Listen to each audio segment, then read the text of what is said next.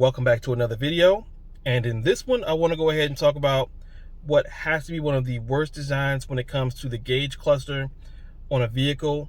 And when I flip this camera around, you'll definitely see what I'm talking about. So let's go ahead and get into it. All right, so now that I have this camera turned around, let's take a look at this gauge cluster. And if you already own a Volkswagen vehicle that has this issue, you may know what I'm talking about. But if you are not familiar with this issue, look really close, and there's a couple things missing, but one key gauge that's missing. And when I drove this vehicle the next day after the initial drive, I was like, man, I don't see it. And if you wonder what I'm talking about, I'm speaking about the engine temperature gauge. Right now, as you can see, there is a tachometer, speedometer, and in this center cluster, let me show you just how limited the information is in here. So there's a button on the left, and we also have a button on the right. Now, pushing the button on the left, this is what allows you to change the time. When it's flashing on the miles, you can push the right button. That'll shift it to the trip and back to miles.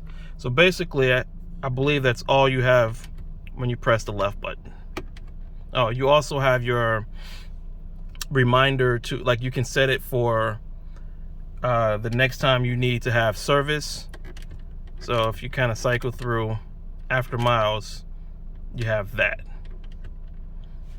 And when you press on the right hand side, you have your trip, miles, trip and miles. That's all you have. I believe there's one more option where you can shift it to see when you're driving the vehicle, you can see your speed in kilometers.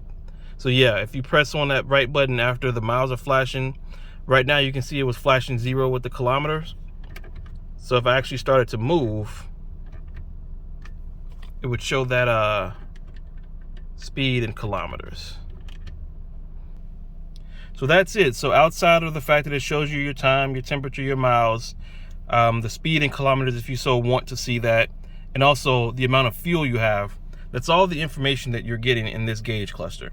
The fact that this doesn't have an engine temperature gauge is extremely surprising, because I'm sure you know that there's tons of vehicles that are way older that having that piece of information, that gauge, it's almost like it's a standard gauge. At least that's what I thought when it came to what you will see on your vehicle. So if it's not something that's digital that you can click to find out what it is, you'll definitely have a gauge. But in this Volkswagen, it doesn't have it.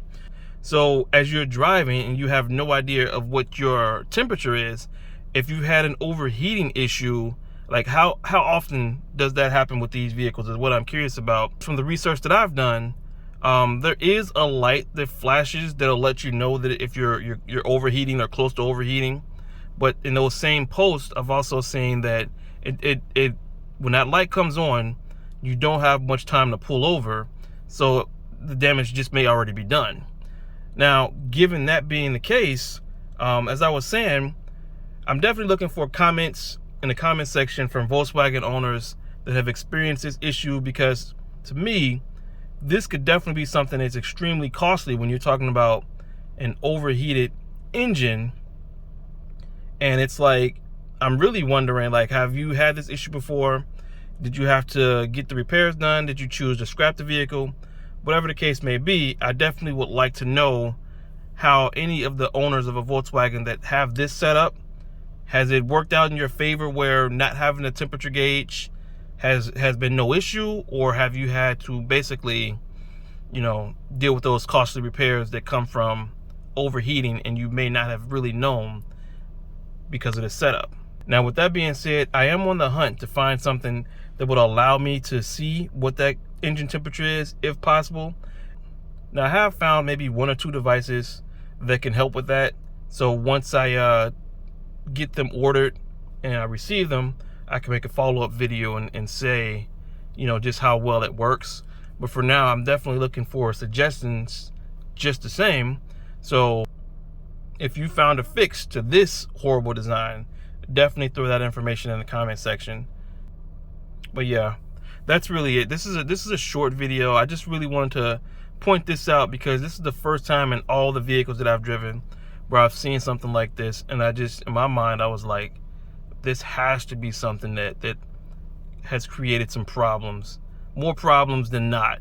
And so just looking to get that information. So until next time, thanks for watching. I'll catch you in the next vehicle. I'm out.